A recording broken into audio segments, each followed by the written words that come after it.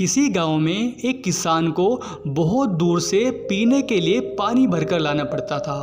उसके पास 2 बाल्टियाँ थीं जिन्हें वह एक डंडे के दोनों सिरों पर बांधकर उनमें तालाब से पानी भरकर लाया करता था। उन दोनों बाल्टियों में से एक की तली में एक छोटा सा छेद था, जबकि दूसरी बाल्टी बहुत अच्छी हालत में थी। तालाब से घर तक के रास्ते में छेद वाली बाल्टी से पानी रिसता रहता था और घर पहुंचते पहुंचते उसमें आधा पानी ही बचता था। बहुत लंबे अरसे तक ऐसा रोज चलता रहा और किसान सिर्फ 1.5 बाल्टी पानी लेकर ही अपने घर पहुंचता था।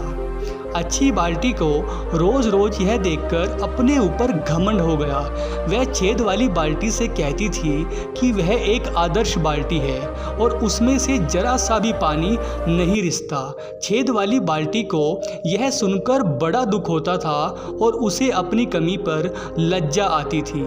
छेद वाली बाल्टी अपने जीवन से पूरी तरह निराश हो चुकी थी। एक दिन रास्ते में उसने किसान से कहा, मैं अच्छी बाल्टी नहीं हूँ। मेरी तली में छोटे से छेद के कारण पानी रिसता रहता है और तुम्हारे घर तक पहुँचते पहुँचते मैं आधी खाली हो जाती हूँ।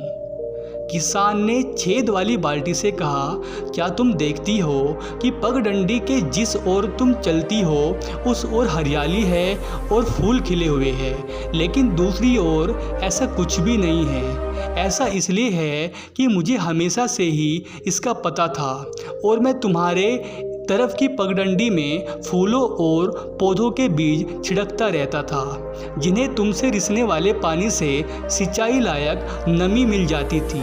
2 सालों से मैं इसी वजह से अपने देवता को फूल चढ़ा पा रहा हूँ। यदि तुम में यह बात नहीं होती जिसे तुम अपना दोस्त समझती हो तो हमारे आसपास इतनी सुंदरता नहीं होती।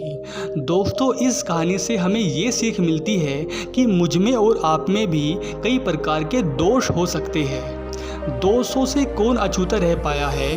कभी कभी ऐसे दोषों और कमियों से भी हमारे जीवन को सुंदरता और पारितोषिक देने वाले अवसर मिलते हैं। इसलिए दूसरों में दोष ढूंढने के बजाय उनमें अच्छाई की तलाश करो।